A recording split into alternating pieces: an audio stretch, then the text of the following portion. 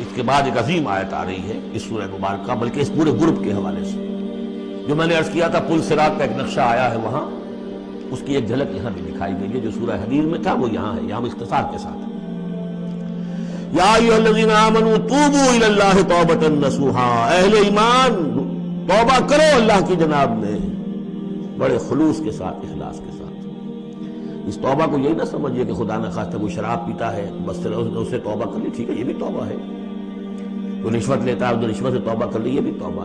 سب سے بڑی توبہ یہ تم جا کی طرف رہے ہو، دنیا کی طرف یا آخرت کی طرف؟ کس کے نقش قدم کی پیروی کر رہے ہو، محمد کی صلی اللہ علیہ وسلم یا کسی اور کی؟ زندگی کا رخ کیا ہے؟ پلٹو، لوٹو اللہ کی طرف، آخرت کی طرف۔ تو آپ پڑھ چکے ہیں سورہ ذاریات، ففروا الی اللہ، دوڑو اللہ کی طرف، لپکو اللہ کی طرف۔ کدھر جا رہے ہو؟ فأین تذهبون، کدھر جا رہے ہو؟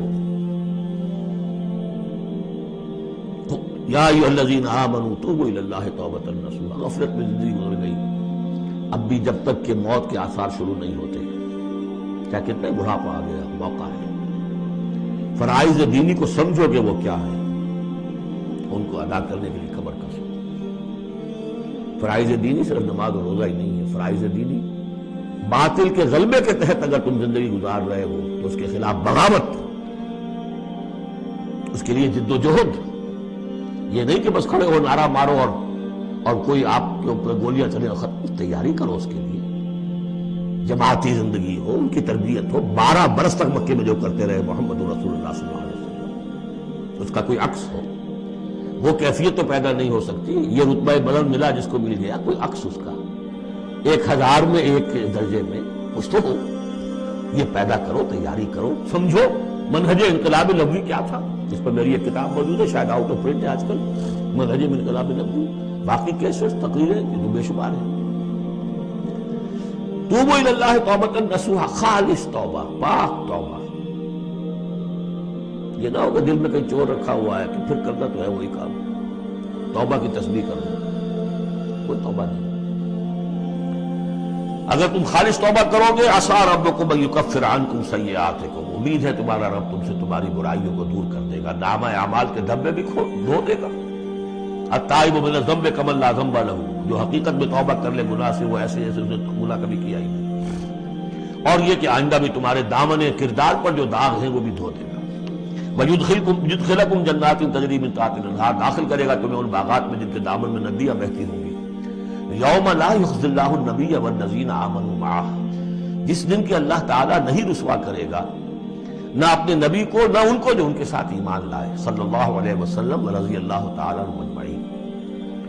نورہم یسعی بین ایدیہم، ان کا نور دوڑتا ہوگا ان کے سامنے، وبایمانہم، اور ان کے داہنی طرف۔ وہی الفاظ جو سورہ حدید میں آئے، دل میں ایمان تھا تو نور ایمان سامنے کی طرف اس کا ٹارچ کی روشنی پڑے گی، اور اعمال صالحہ کا نور داہنی طرف ہوگا، داہنا ہاتھ اعمال صالحہ کا قاسم ہے۔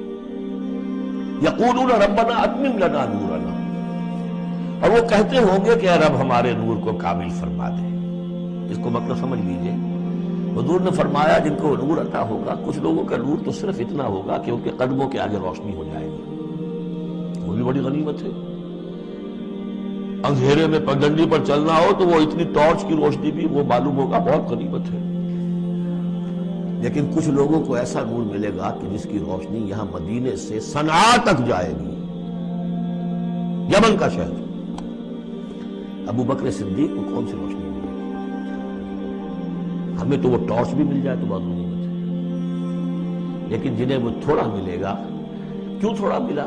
کوتاہیاں تھیں، تقصیرات تھیں، کمی تھی، جتنا کرنا چاہیے تھا اتنا نہیں کیا تھا، کچھ بچا بچا کے بھی رکھا تھا۔ تو بچا بچا کے نہ رکھی سے تیرا آئینہ ہے وہ آئینہ کہ شکست نہ ہو تو عزیز تر ہے نگاہ آئینہ ساز،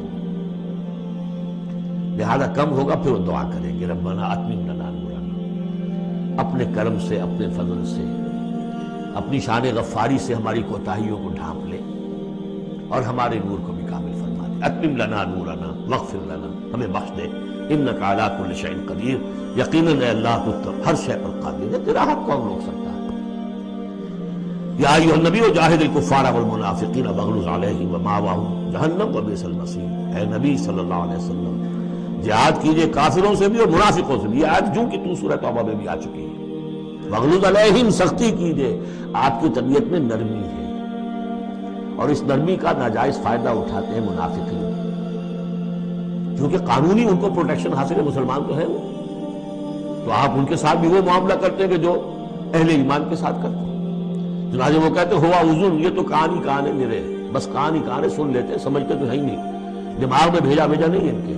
یہ بھی کہتے تھے وہ. لیکن آپ سختی کیجیے.